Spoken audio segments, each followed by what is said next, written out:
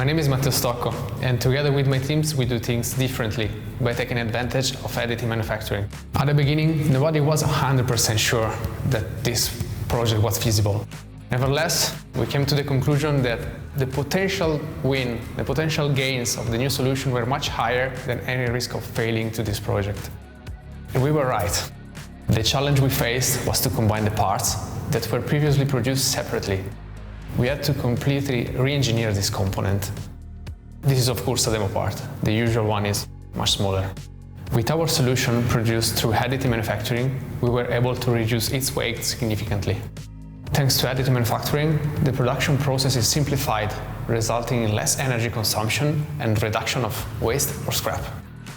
We were successful and rocked it as a team by sharing our know-how and giving always a candid feedback. We work and win together. Do you want to join a winning team as well?